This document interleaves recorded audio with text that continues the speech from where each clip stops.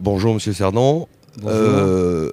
Donc Humavi, vous l'avez porté sur les fonds baptismaux à peu près à cette époque-là, parce que c'était en janvier en fait que la décision s'était prise. Vous aviez profité des REMS pour l'officialiser plus ou moins. Est-ce que vous pouvez me dire aujourd'hui comment a évolué Humavi sur ces 2 années en fait? Il y avait plusieurs choses en fait qui étaient à l'époque. Humavi a été officiellement créé, puisque en termes de date, je peux vous rappeler octobre 2006, assemblée constitutive, qui a été un peu particulière dans le sens où, là aussi, c'est pas un scoop. Je veux dire que la MGPAT n'a pas pu rejoindre ses 3 partenaires à ce moment-là. Elle l'a fait un peu plus tard. Mais le projet tel qu'il avait été imaginé et en tout cas annoncé au moment des REMS du mois de mars 2006 s'est réalisé. Je veux dire, donc cette assemblée constitutive, la mise en place des instances délibérantes du MAVI, conseil d'administration, bureau, un président qui a été élu. Bon. Et en termes de calendrier, je crois que on a respecté ce qui était prévu. On parle aujourd'hui d'une fusion au 1er janvier 2010. On est toujours sur ce tempo. Il y avait des gros enjeux quand même ce rassemblement. C'était des gros enjeux pour vous tous. Est-ce qu'au bout de 2 ans, ou d'1 an et demi, vous pouvez dire, on commence à réaliser, on commence à mettre en place ces enjeux-là? C'est peut-être la difficulté que l'on rencontre, c'est-à-dire que effectivement, c'est au pied du mur où on reconnaît le maçon.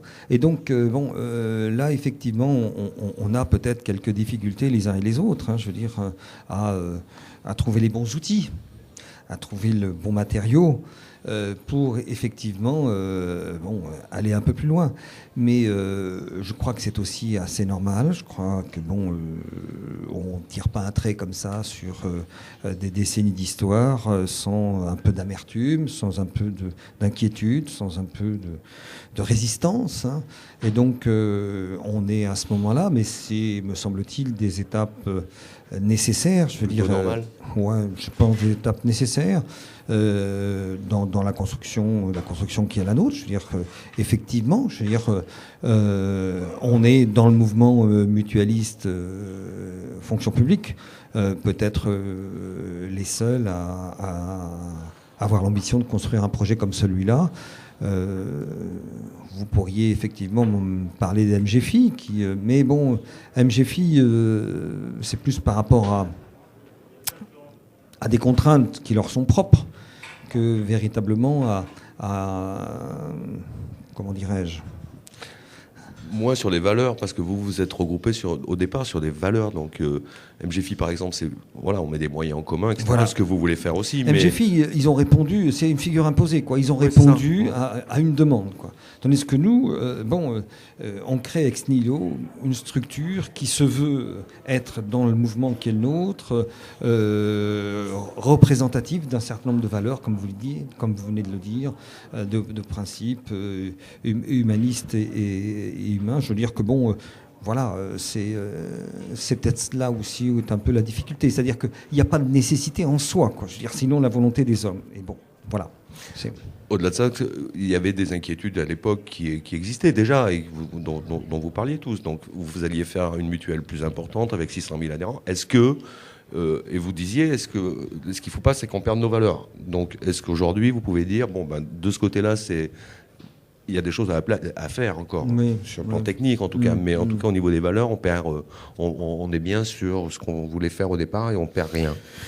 Oui, je reste persuadé. Je veux dire, à titre d'exemple, on a été amené à travailler sur notre communication, par exemple, et on se laisse des chantiers pour ça, c'est ça? Ouais. Et puis on a défini des axes de communication, et s'il y a un acte politique, c'est bien celui de la communication. Et sur ce terrain-là, on s'est effectivement retrouvé sur nos valeurs. Donc, c'est pas là-dessus où les choses sont peut-être un peu plus inquiétantes. Je veux dire, je crois qu'on a la volonté les uns et les autres, effectivement, de représenter le mouvement mutualiste avec un grand M. Je veux dire, dans toute sa dimension, quoi. Voilà, je crois que ça, c'est une volonté commune. Après, c'est la mise en musique qui n'est pas forcément la plus facile. Voilà.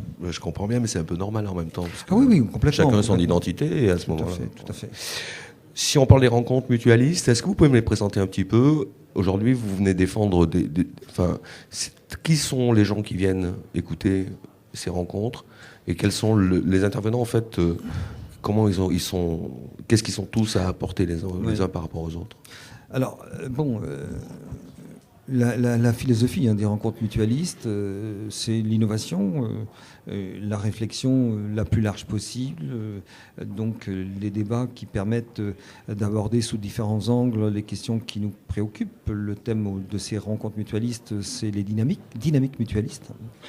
Et donc de s'interroger à intervalles réguliers sur le sens de notre mouvement, sur la manière dont il peut effectivement s'exprimer et trouver un terrain d'action. Et donc à partir de là, je veux dire, participent à ces REMS tous ceux qui sont en mesure d'apporter un éclairage, quel qu'il soit, ou leur connaissance, ou leur analyse de questions qui concernent la protection sociale, le système de santé, la prévention, la place du mouvement mutualiste et des mutuelles complémentaires dans le système de soins. Je veux dire, c'est un débat très ouvert dans lequel toutes les opinions peuvent s'exprimer, et je crois que c'est la richesse et l'intérêt des REMS, c'est-à-dire que, c'est pas... un moment mutualiste, quoi. Voilà. Au-delà de ça, il me semble qu'aujourd'hui, la mutuelle, si elle a quelque chose à apporter à la société, c'est de pouvoir aujourd'hui, puisque sa base, c'est la solidarité, est-ce qu'on peut dire qu'aujourd'hui, il y a une solution pour que les exclus de la société, les chômeurs, les RMistes, aujourd'hui puissent avoir accès au même titre que les autres à de la complémentarité? Est-ce que ces rencontres, elles peuvent apporter une réponse à ça? Parce qu'à un moment donné, si vous êtes tous réunis là, ce type de réponse, ça peut être super important. Oui, tout à fait, mais c'est vrai qu'on a quelquefois le sentiment, excusez-moi l'expression, de ramer à contresens. L'histoire récente, les orientations retenues par les pouvoirs publics laissent penser qu'effectivement, on va vers plus de privatisation, plus d'individualisation, plus de consommation, consumérisme, tout ça. Donc, je veux dire, toutes ces valeurs, toutes ces règles-là sont effectivement en train de se mettre en place. Et je crois qu'effectivement, le rôle et la mission que doit se donner un mouvement comme le nôtre, c'est de dire, mais il y a peut-être autre chose, il y a une autre voie qui permet effectivement de respecter des choses qui sont pas nouvelles, je veux dire, mais qui restent modernes pour autant. Je veux dire, la solidarité, le partage, le soutien, créer le lien social. Je veux dire, nous sommes des individus, certes tous différents les uns des autres, mais notre particularité aussi, c'est que nous sommes faits pour vivre en société. Et cette société, il faut l'organiser. Et que par conséquent, c'est un vrai projet politique qu'il faut avoir, dans lequel chacun a sa place, que ce soit les nantis ou les exclus. Et c'est notre discours en tout cas. Et c'est vrai qu'il n'est pas facile à tenir. C'est vrai que le contexte économique nous pousse à mettre en place des mécanismes qui auraient tendance en fait à favoriser l'individualisme. Mais qu'est-ce qui peut faire que votre voix aujourd'hui, elle peut porter, elle peut avoir des conséquences, faire changer les choses? Vous savez, les mouvements sociaux ou sociétaux, je veux dire que sont des mouvements en vague, quoi. Je veux dire, c'est un peu comme la morale, vous savez. C'est moins à la mode, là, non? Depuis quelques temps. Il y a des choses qui sont moins à la mode, mais c'est vrai que ça va revenir, quoi. Et donc l'important, c'est de rester présent et de pouvoir continuer à défendre donc ce qui nous semble être essentiel pour assurer un minimum d'équité, d'équilibre dans une société.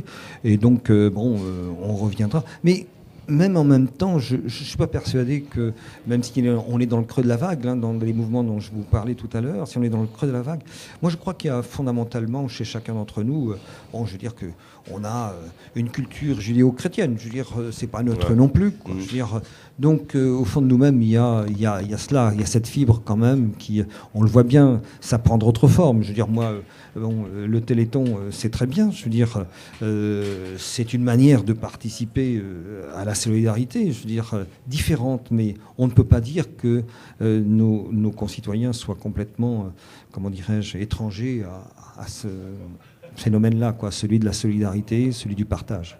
Seulement, il faut leur donner la possibilité de l'exprimer autrement. Voilà. Merci. Merci à vous.